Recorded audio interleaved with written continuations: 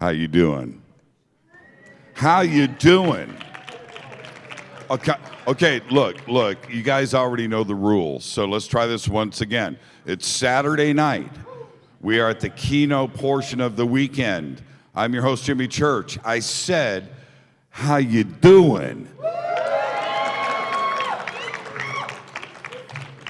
Okay, now I've got 1 hour because after this, we're gonna have the gala dinner and we have to clear the room to get the food in and get all of the stuff. And they said to me, Jimmy, you can't talk. You can't do your thing. I said, okay, all right.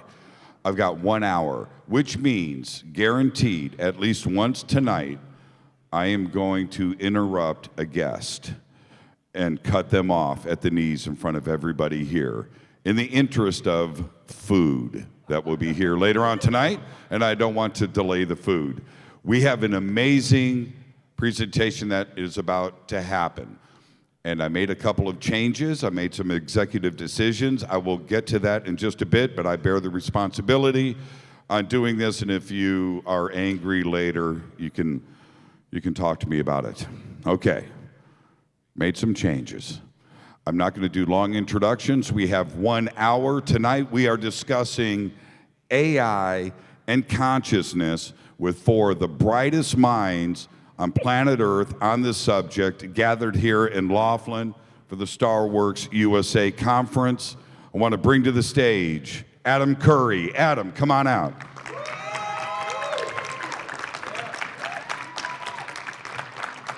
Adam Curry. And he does rep a fine line of hair care products. They are for sale in the lobby after the presentation tonight. Paul Smith, come on out.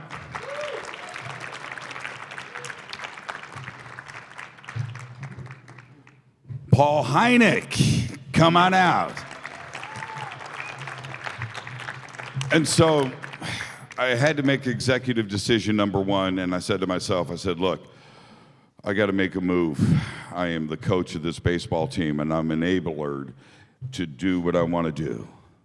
So I fired Paula Harris. I said, Paula, head to the, oh, hi, Paula, how you doing? I thought you were already up in your room. She's right here. And so I said, you got to take one for the team. She said, Jimmy, why? And I said, because tonight we're going to have Jacques Vallée on this stage. Jacques Vallée.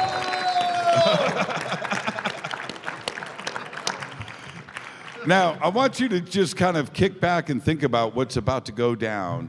I want to thank all of you for being here. This is a great night. And I don't even know where to start when it comes to AI and consciousness. Talked to all of you about this. I've had Adam on the show a few times. Jacques Vallée, of course, Paul.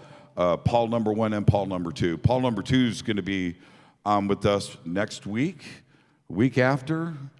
He actually said, I'm going to drive to your studio, and we're going to do this in person, and I'm looking forward to that. And you can fit in the studio. I promise that you can. So I want to get started here because over the last couple of months with Paul, had Adam on the show a couple of months ago, Jacques, we all discussed AI and its implications. But the thing is, and I want to start here, and we have an hour, so I want to get to real questions as quick as possible and get some real answers. But AI freaks people out. It just does. And there have been a lot of people out there that are trying to scare and have AI be a fearful thing about the future. And some of it's been pretty effective. I'm going to start with you, Adam. Is AI something that we need to be concerned about and afraid of? AI is not something about which you need to be concerned and afraid, in my opinion. The reason is that we're so far away from what the population's imagination, where it goes when they hear AI, that it's not yet an issue. In my opinion, in the venture capital world, there are phases of investments. In 2010, it was apps, and then it was games, and then it was cloud services, and then it was artificial intelligence. And a lot of software companies that were just working on machine learning said, aha, I can probably slot my company into this funding slot by calling ourselves an AI company. And so it seemed like AI was suddenly upon us, but it was really more machine learning and sort of recursive software loops. However, many of the people that I've found that are studying AI, the programmers, they don't understand consciousness itself. You would need to understand consciousness at least from the degree that our panel does, from the parapsychological point of view, to realize just how far away we are from actually recreating this stuff. So something not to be concerned about, in your opinion, right now? An over-reliance on software systems thinking that they're more intelligent than they are is a much bigger risk of the machines becoming aware and doing away with us. Okay, that's great. I don't know if I feel better yet. Paul Smith, is AI today something that we need to be afraid of? Should we have an off switch? My answer is a little bit different. I think it is something to be anxious about, maybe not afraid. I think it's something to be anxious about, but not for the reason that you get from watching Terminator or some of these other shows. Yeah, can you hold the mic up? Is this on? Yeah, no, it's okay, on. It's all right. closer to your mouth. Okay, good. Yeah, I don't think it's as scary as Terminator pretends it to be, although that could happen sometime down the road. What we have to worry about is the purposes that we put technology to. And AI actually potentially can allow us to enhance our technology both for really beneficial things, but also for some pretty bad things as well. And so we need to kind of understand how we can manage that so that we don't abuse it the way we have some other things. If you think about the drone technology, that's been, generally built up as a really great development in technological applications and such. And yet we have drones now being used to attempt political assassinations and that kind of thing, right? So there's often a two-edged sword to technology, and AI promises that. Now, the one other quick thing I'll say, because there's other need to talk, is that how we use the term AI today isn't really often what the full implications of artificial intelligence is. When we talk about AI in the speculative way, we are thinking about an intelligence that is self-aware, that is self-motivating, that is not just autonomous in that it can make rudimentary decisions for itself, but actually is aware of itself as an entity and may have survival instincts that might go against human interests as well. The kind of AI we're talking about now still has to be programmed by humans. And so how it is programmed very much determines what kind of effect you get out of it, which makes it much less scary right now than it might be in the future. See, now I'm scared again. So, Paul, is AI something that we should be concerned about? Should I be afraid? I'll do my best to take you to your happy place, Jimmy. The Wright brothers thought aviation would stop warfare. Technology works in both ways, and we don't always know how it will go. But I am less concerned about artificial intelligence in whichever technical way we describe it than I am about human stupidity. Will we even make it until the computers take over? That's a more pressing question. What makes me think they'll do any worse of a job than we're doing shepherding this Gaia? I also have a different take on how artificial intelligence will become self-aware.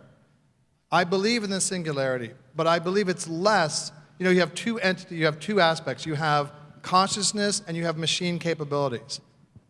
I believe more now that it's not about somehow grafting consciousness onto machine capabilities or machine capabilities having emergent properties of consciousness sort of just generating.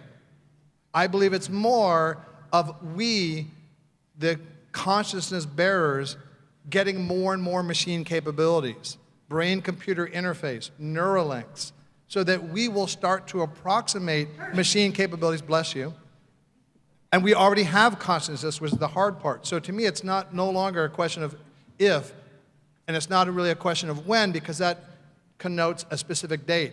It's a question of degree of how many more machine capabilities we, the conscious entities, will have. Well put. I'm not quite in my happy place yet, but let me look at it this way. And by the way, tonight I will interrupt Jacques Vallée at least once, and I'm going to do that in front of everybody. And it's going to be an honor and a privilege when that happens. Jacques said backstage, when I get to that point, just go, Jimmy.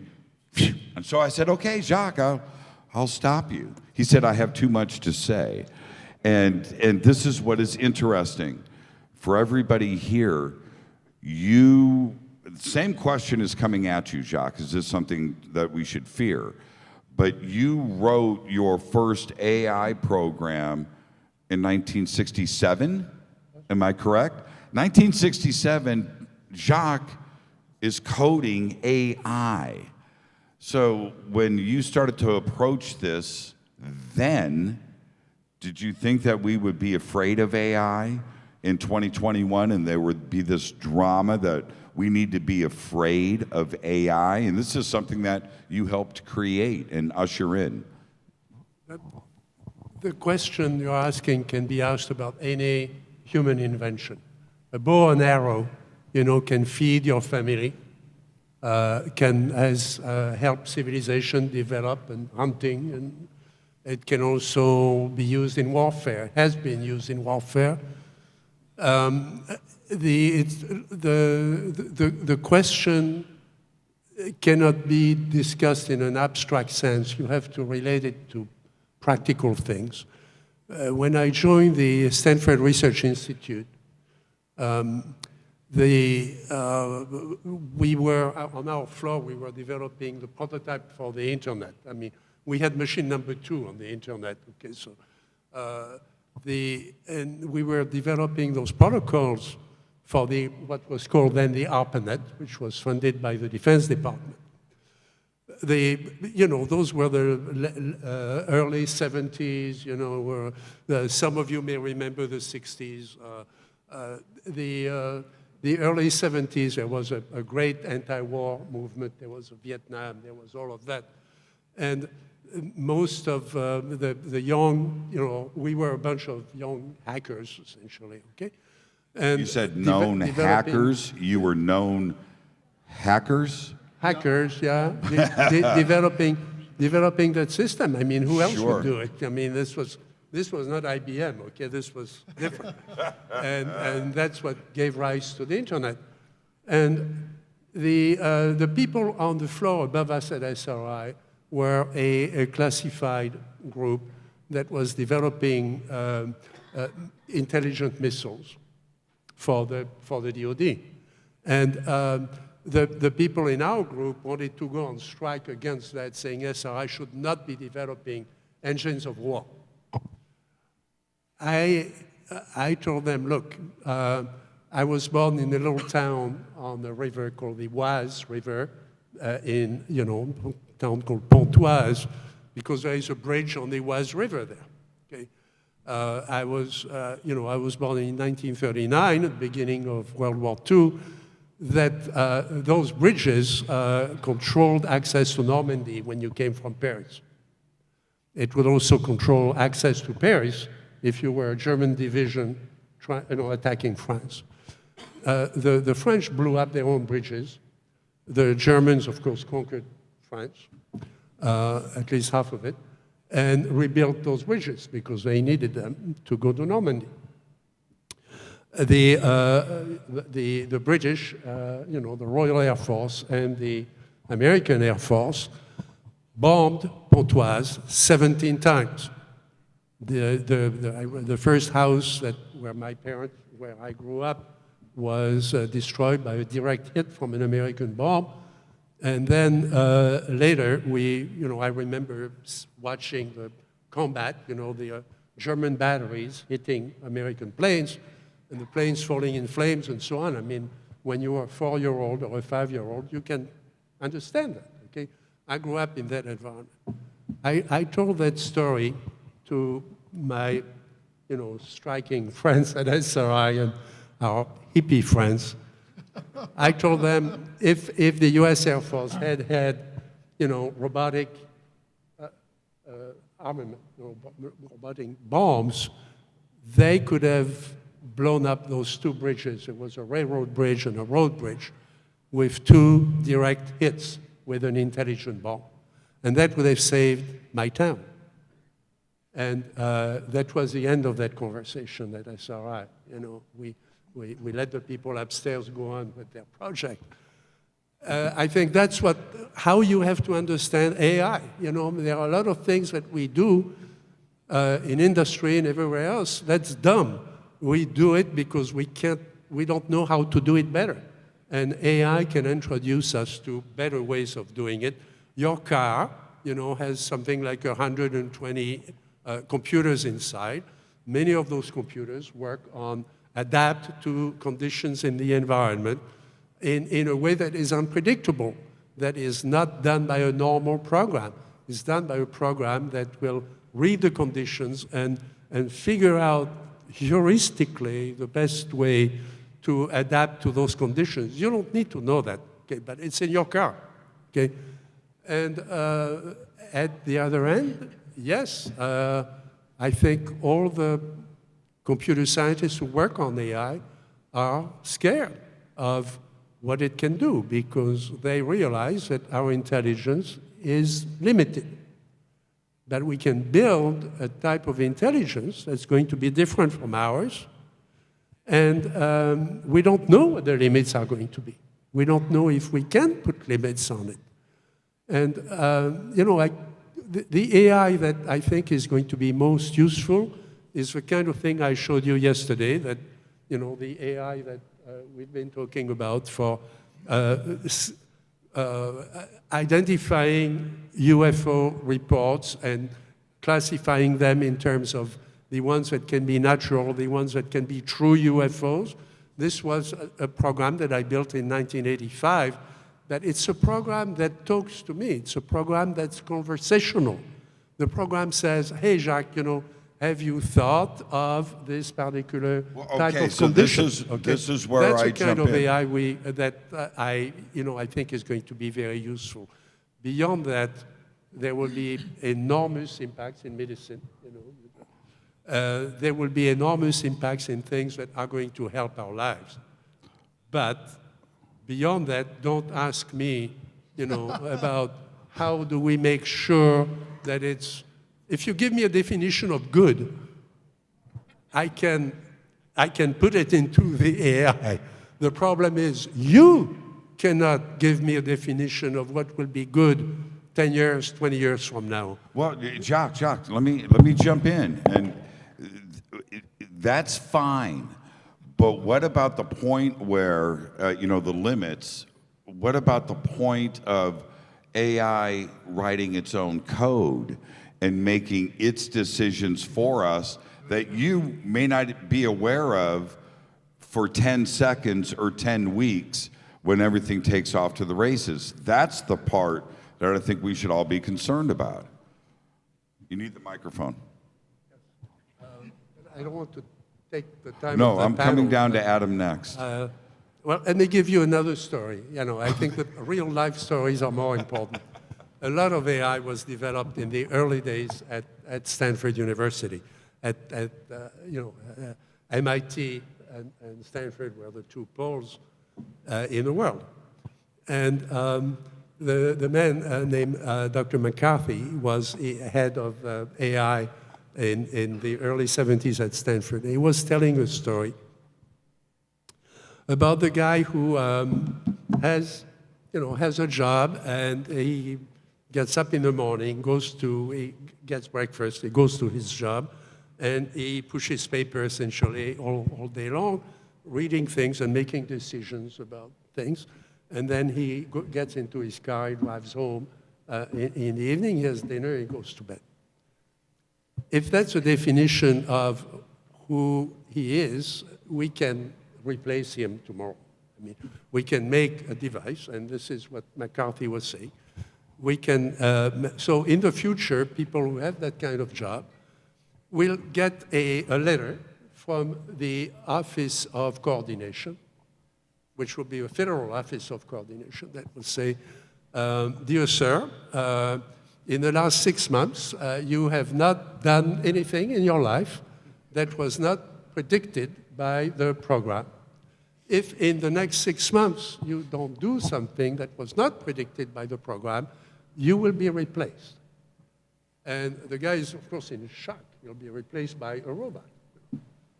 And so he quits his job, he buys a ticket to India, he meditates, he goes up the Himalayas, he dives into the Pacific, does all these things, falls in love 3 times, and does all that, and comes home. A week goes by, and he gets another letter that says, from the Bureau of Coordination, that says, "Dear sir, in the last 6 months, you have not done anything that was not predicted by the AI program, and you have been replaced." Except he didn't realize that he was now a robot. Okay? So I think that, that was the kind of story that you can tell at a university, that's kind of funny. And You just took me out of my happy but place. it's not funny. It's I was not there funny though for a second. because I was in my happy place. We all like that, and we could all be replaced. Adam, what do we do? And I'm going to get this question over to everybody. What do we do with the concept of AI developing itself and becoming self-aware, and then because of what is happening with the processes and it's speeding up, that it does become sentient, it does become conscious, and it starts thinking about maybe even sadness, empathy, a sense of humor, anger, hatred, a human, right? Is this possible? People debate whether or not that's possible. That's part of the argument for whether consciousness is emergent from physical systems. And I would say that you could debate this left and right, but what we need more than anything right now is a way to understand whether a machine has become conscious or not, as we define it, has consciousness or not, okay? Now, we have the Turing test, and the Turing test is this handful of criteria that were developed decades ago. Several of them have been met. I don't think we're anywhere close to artificial general intelligence, and so we need something new. Now, what I would propose is that we look way out of the box for a new definition of whether or not a machine has consciousness. In fact, we look into the direction of parapsychology. There are decades of research that shows that human beings are capable of clairvoyance, remote viewing, psychokinesis. There are decades of studies showing that animals seem to be capable of the same. I'm aware of at least one study showing plants seem to have something like psychic or parapsychological functioning. Now, what's common among all of them, these are all living organisms, okay? They all have consciousness. So what I would suggest, and what I'm kind of harping on these days, is that we come up with a new Turing test. I won't call it the Curry test, but let's say the new Turing test. And it goes like this. Can we demonstrate psychic phenomena in machines? And if we can, then we will know whether or not to be worried about your question. One of the weirdest stories I have was my attempt to build a psychic machine, but I'll save that for later in case you guys are interested. Paul? If every particle in the universe has a little fleck, a little taste of consciousness in it, then would it accumulate inside of a computer and suddenly it becomes itself? So that's an interesting idea.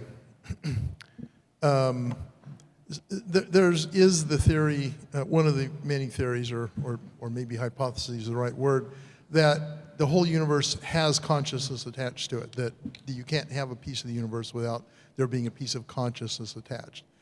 And from that perspective, would a machine develop consciousness as it is aggregated, becomes more and more complicated, right?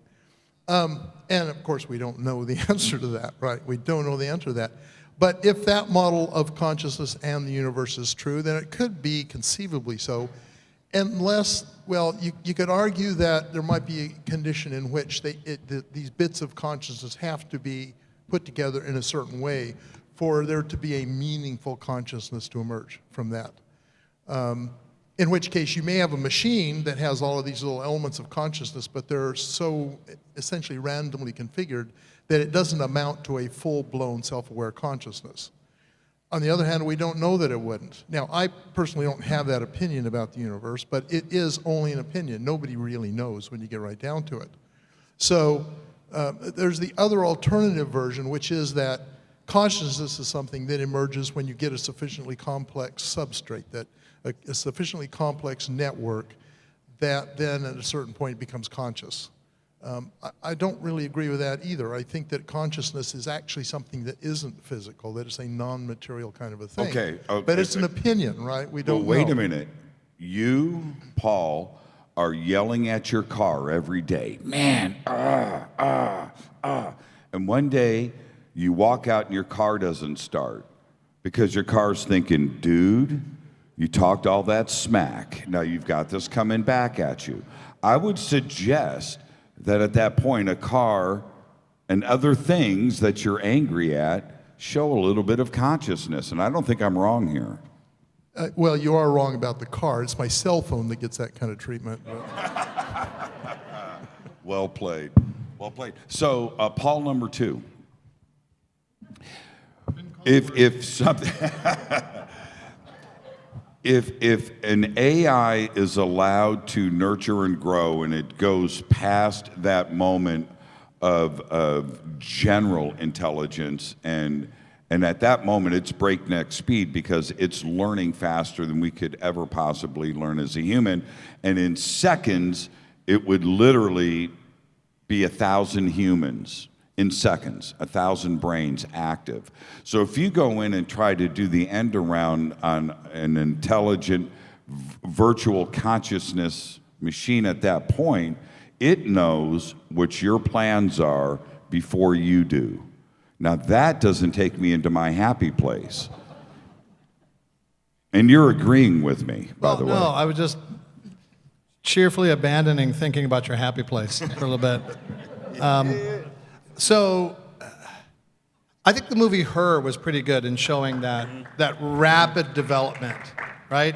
I think Hollywood gets it wrong most of the time, and usually like in The Matrix and The Terminator, it's very dystopian views. Because frankly, a movie called AI and the Village of the Nice Happy People doesn't sell. Now, to your question about that you asked Adam, I think we're going to have, I think we will have a singularity, but I think before that, as I mentioned before, I think we'll have approximations of that coupling of consciousness and machine capabilities on our end before the computers become aware. But I want to give a story in deference to my colleague Jacques from movies. On Lord of the Rings, we created Gollum, but another team created software called Massive, which some of you may have heard of. It's pretty widely used in the industry. When you watch Lord of the Rings, you know there aren't 10,000 orcs or 10,000 extras dressed up as orcs. You know there's a lot of digital doubles. Okay? And that software went through a lot of iterations because you have what they're called the hero characters in the middle, and they need to get most of the attention. So if all the orcs that are digital doubles on the outside are moving too much, you got to dial it down. If they're not moving enough, it just feels kind of weird and, the uncanny valley type stuff. So a lot of iterations. Now, on Avatar, we use that software to generate some of the plants and the insects.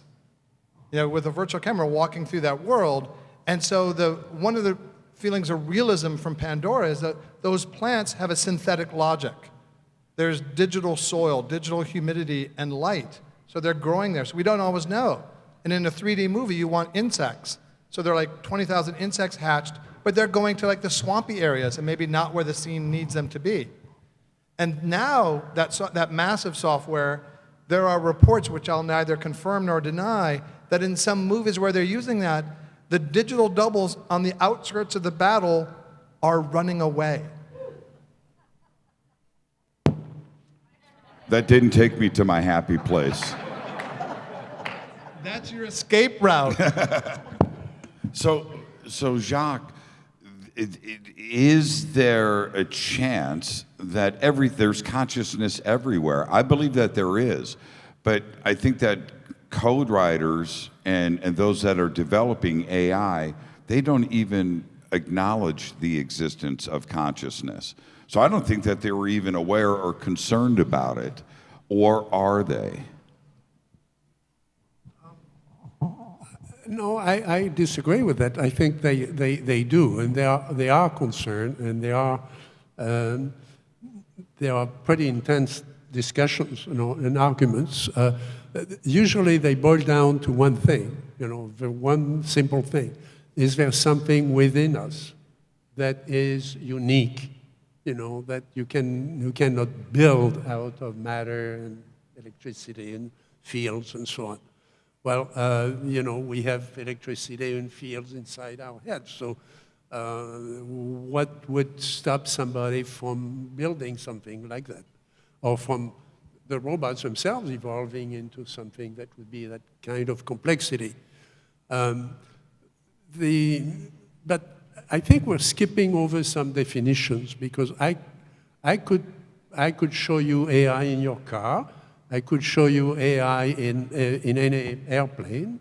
Certainly in ammunition and How about Netflix? How about Facebook? How about our everyday life? It's always there. AI is many different things. I mean, the AI in medicine, for example, is something we want. I've invested in a few companies that, as you have, that have an impact on medicine. And the doctors tell you, if I'm reading X-rays, for 8 hours a day, towards the end of the day, I may not be completely reliable. I may not find that tumor, in the breast of that woman, and you have to find it before it's too big, because after that, it's going to be very difficult to operate on it.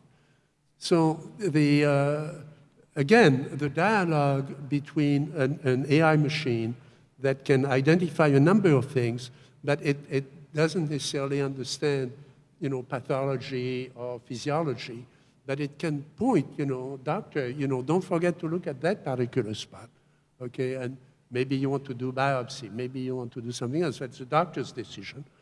But the AI can save lives, and it does today.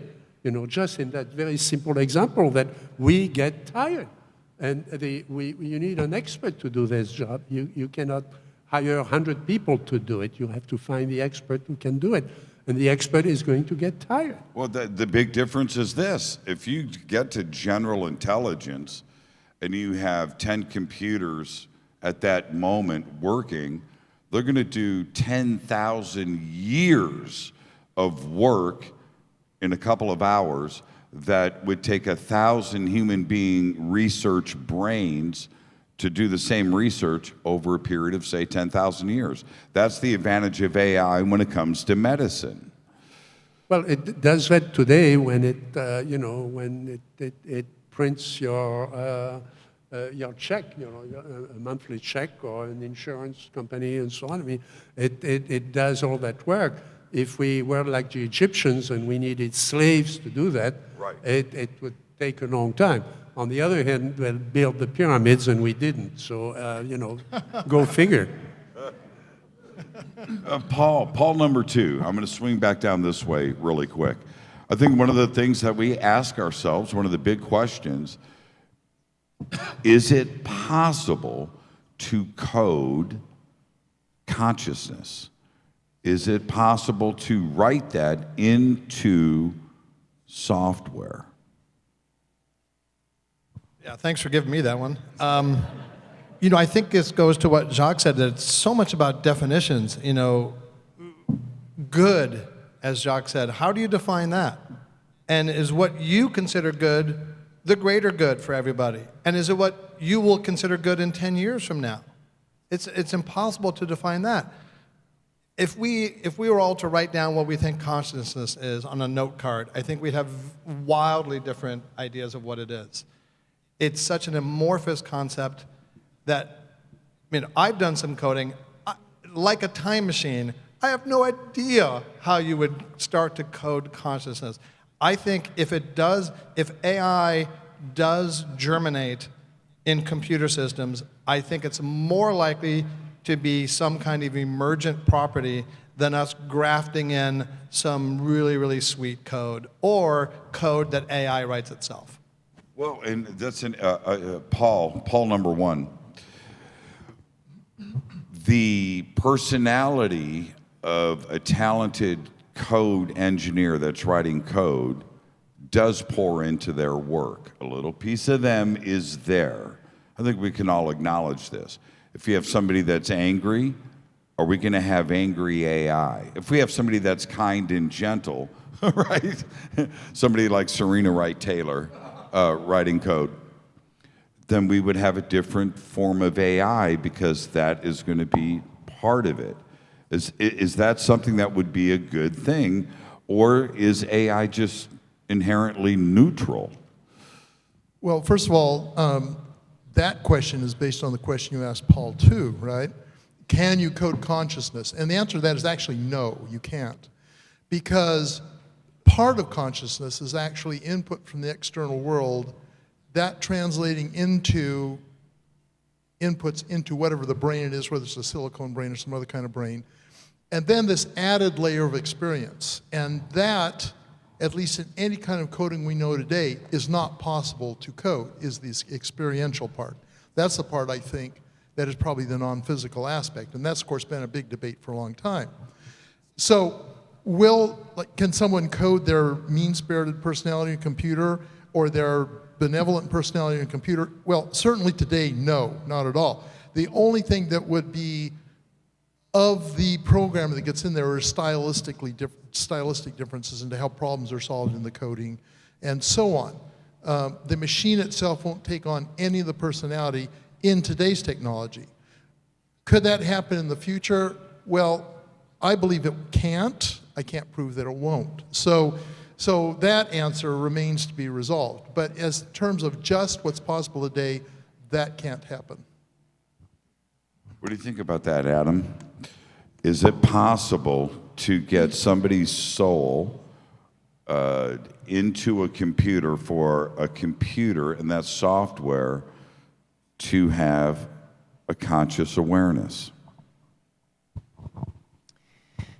When we were at the Pear Lab, where we were looking at the influence of human consciousness on these random number generators, we would often have this very same conversation. We'd ask, is the machine conscious? Is it behaving in a way that's like me sharing my soul or my consciousness with it? We had the Dalai Lama come through New Jersey and stop in the lab and gave him a little presentation about what we were up to, and he was very quiet. And at the end, his handler said, "You may ask His Holiness one question."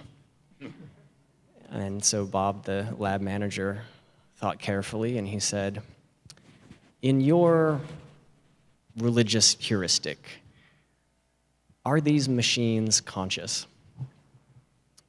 And the Dalai Lama thought for a minute and rendered a very polite answer with which he was very satisfied. And he said, "If you think they're conscious, then they are conscious." And I thought, wow, what a cop-out. Later on, I had the opportunity to meet Sophia, which you may have seen her. Yeah. She's sort of the poster child for Hanson Robotics in Hong Kong. She's this human-looking AI-type creature, I guess. Really, really wonderful piece of engineering, very believable in her responses. And I wanted to meditate with her. So cleared a room and we were able to meditate together. And with my eyes closed, I had a completely different experience of her than interacting her with my eyes open. And I realized that... I need to hear every word. Mm-hmm. Can you speak up just a little bit? Oh, yeah, sorry. You're meditating with Sophia, yes, the self-aware AI robot. Like you do. Like you do, yes. So then what happened? Well, I had remembered what His Holiness had said, and it kind of made more sense to me in that moment. And it's something like solipsism at worst, but respect for consciousness at best. And that's just a way of saying everything, including whether or not a robot is actually conscious, right? If it's real AI, or whether it isn't, is all unfolding in my own mind. Would I ever know the difference? And so that's my cop-out answer. Okay. Can I respond to Adam? Yeah, you can. And well, okay, Paul. Just Well, quickly. no, I think you're going to reply to his response. So I'll make it brief. Okay. Do you feel that in that moment of meditation and this awareness that not necessarily your mind, but maybe your mood is picked up and her mood is altering, and then it could come back and forth without saying any words? Because a human can do that. We can look at each other and observe.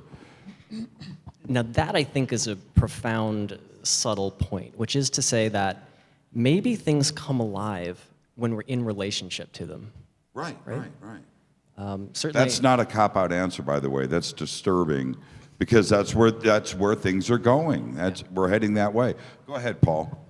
So essentially, Adam mentioned the Turing test before, which is a set of criteria to try and evaluate whether a machine you're interacting with is intelligent and is autonomous, is self-realized. Could we tell the difference? And could we tell the difference? Right. So the answer to that is if it behaves in the right way, we can't tell the difference, but it doesn't necessarily mean it is aware, right? It just means it's very cleverly constructed. Now, we run into the same problem as what I talked about yesterday, the problem of other minds.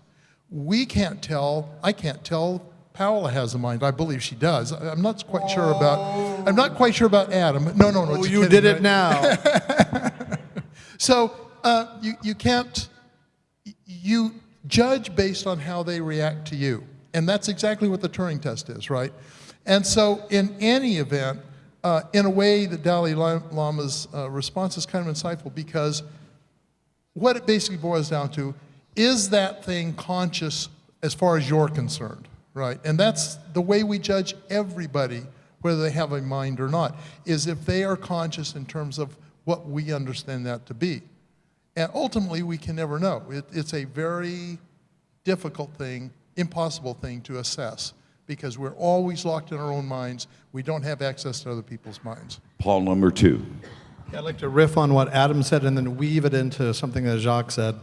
I've been with Sophia as well, and I know Ben Gertzel and the Hanson Robotics guys.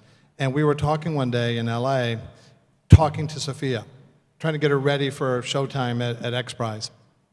And while we're doing that, one of these telerobotic robots wheels by that has like the camera or like the monitor so you can see someone's face, and that's looking at us. And it just sort of brought to bear the notion of sort of two different levels of robots and interacting. And this one robot looked at us, is scanning our faces, and stopped at Sophia and kind of did a little jiggle because it was really interested in that. About consciousness, if you're afraid of AI, you can be really afraid because, as Jacques mentioned, there are current systems now that respond heuristically and flexibly to the environment. And that's one definition of consciousness, is awareness of the environment and the ability to adaptively respond to it. So whether it has what we would consider human sentience and a soul or not doesn't really matter if it's able to respond and to recursively self-improve. And that's a lower bar than consciousness with a capital C. Jacques? I'm an optimist, you know, so yeah, it's going to be tough because we're going to be faced with something that will continue to challenge us more and more in our own thinking, you know, in our own analysis of the world, the way we conduct our lives and so on. It's going to infringe on it. And the reason I'm optimistic is that I think we're going to be forced to, because we'll face, you know, essentially extinction. I mean, when we you know, the world doesn't need us to think about it. It had find something better. You know, we just relinquish power to that entity. But I think that we will overcome that. I trust that we will overcome that, either through spirituality or through reinventing the world we live in, and that we'll find what it is that we're really good at, And what we're really good at is love, although we're also bad at it in many cases. And we're good at suffering, and overcoming suffering. We're good at, helping others without reward, which is difficult to implement in a computer. Okay, computer wants a reward. I mean, it has a goal. It works against that goal. If there are things that we do without a goal. We do it because we were impelled to do it by our nature. And I think that's where we will discover who we are. So in that sense, this can help us really discover something we've never discovered, which is who we really are. We are not the people who put, quarters in a machine to get some picture, to get more coins eventually at the end of the day. That's not really who we are. So I think AI can shake us into, the realization that we're something else. Well, okay. In the short time that we have left, and thank you for that, I want to change this into something that is certainly very controversial, but it is also something that we need to consider very quickly because we are on the verge of some big technical leaps. We're talking about Sophia. Now, at what point does AI, like Sophia, have rights? Have rights. And if AI develops into its own personality, and we are right there, Sophia is right there. There is almost relationships now that are being built between Sophia and real human beings and AI like that. At what point does AI and Sophia have rights just like another human being? In other words, Paul comes home from work, he's not in a good mood, and he goes over, I'm talking about Paul number 1, not Paul number 2. And I presume I work. and you're just not in the right mood, and your Sophia says, "How was your day going?" And you turn it off. Is that manslaughter? Do you have a right to do that? Do suddenly the AI police show up at your house because you violated AI's rights? And we are right there where these concerns have to be addressed. At what point does AI have right? Will you be able to kick your Roomba intelligent vacuum cleaner and not go to jail for it? You're laughing, but you know I'm right. So this is a Blade Runner scenario. It is okay. I didn't get it from Blade Runner. I stepped on my Roomba last week, and I felt guilty. Deus Machina, which was inspired in part by Sophia, the new Battlestar Galactica, and the SS Callister episode from Black Mirror really go into depth about how to treat AI and what if there's like in Battlestar Galactica, all the AI is bad, but some of the bad AI is better than some of the humans, and they marry and they have children, and it gets really, once you start delving into it, it's a really kind of recursive Gordian knot. But we are right there, though. This is something that we need to start considering. Jacques, will AI eventually have rights? Does she care? Bam! I don't know. That may be where we're going to find the boundary. Right, right. Because I care to survive to some extent, under certain conditions, and I'm not happy with the idea of somebody infringing with that, with those decisions. Right. But you know, an AI, we're not talking about an AI we can conceive of now. I mean, we're talking about an environment where that AI would not do just one thing, but would perform a number of things within the environment. And we don't know what it's going to evolve into. You know, we are the product of natural evolution, and we're probably reaching our limits. So nature is we know nature is going to do something else, and nature isn't going to stop, you know. So the real question is, are we going to build the next stage of evolution, or is it going to just develop itself in spite of whatever we do?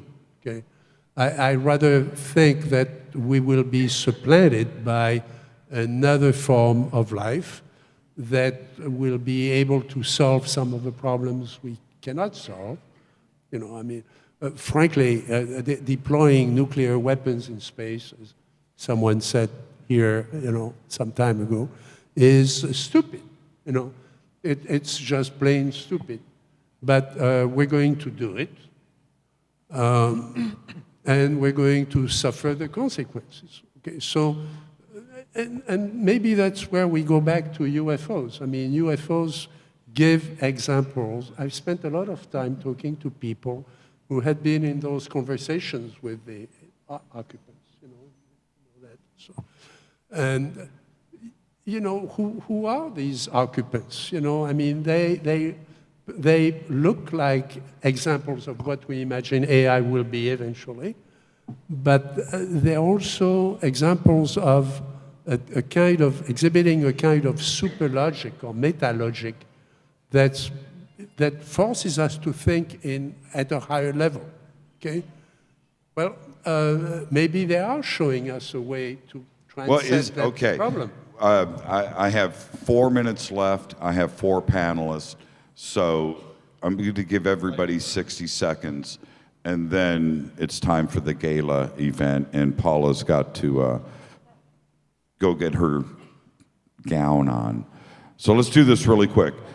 Adam, is an AI version of you piloting a starship the only way that we can get to the stars, where we don't have to worry about illness, food, or hair products? First of all, my condolences to the pilots of that spaceship. No, I think that we're headed there. I think that irrational fears of AI are holding back real developments, for example, in the medical diagnostics world, the placements that Jacques and Paul have made. And the sooner that we can get to an appropriate definition of what it is that we're talking about when we say AI, I think the more that we'll be free to pursue a just technological path that takes us to the stars. Paul, number one, is that the way that we circumvent the issues of biology, and we just have an AI version android of you getting to the stars? Well, it isn't so much circumventing biology as it is circumventing relativity, right? It's conceivable that that is a solution that extraterrestrial species have developed to explore the universe, essentially generation ships with life forms that don't, artificial life forms that don't get old and that can survive that journey without all of the limitations that sending an actual biological crew over that distance. Is that what they're doing? It's one plausible explanation, Yes, but that's about is. all I can say. Paul, number two, is that the answer to everything? Is that what ET is doing to get here? Yeah, think of them as like synthetic sentient agents, otherwise known as grays. But I think, if we're talking about classical AI singularity, the singularity as transferred by Werner Vinge and popularized by Ray Kurzweil in AI is that event horizon beyond which we know nothing. And if a singularity happens according to Ray's schedule in 2035, accelerated 11 years from, or 10 years from 2035, we have no idea what our capabilities will be and how much physical presence there will be with us, whether we will teleport. Sometimes if you play with a friggin' drone and VR goggles, I feel my consciousness teleported somewhat. So after a singularity, there really will be virtually no limits to what we can do. We can transform inert masses into calculation engines. We can transport consciousness. We can combat radiation and do anything we can possibly think of and more. So, Jacques, take us out of here. 30 seconds or less. Is that the solution to getting to the stars? Well, it's very simple. I think the authors that we've quoted, Kurzweil and the others, have done very good computer science, very good logic, very good economics even, but they have not considered psychic abilities. And you're touching on that, but we will find that we have abilities that we have not developed because all that nature has repressed on us for a while, because they were not needed to feed ourselves and to continue to evolve. If the conditions change, some of those abilities will come back and will change the equation. Again, that's the optimist speaking, that I think we'll find, and I've had, going through the psychic program as you have, but as a at an amateur level, I've had enough exposure to that to know that this is not something I can put into a machine. So I think the conclusion is, don't get angry at your MacBook, because it will come back to bite you in the booty later. And with that, everybody, please stand. Jacques Vallée, stand up and take a bow. Jacques. Paul HYNECK, Mr. Paul Smith, Mr. Adam Curry. I'm your host, Jimmy Church. I want to thank everybody. What a great conversation. What a treat. And there you go. Again, nice and loud. Say thank you. Say thank you. Say thank you.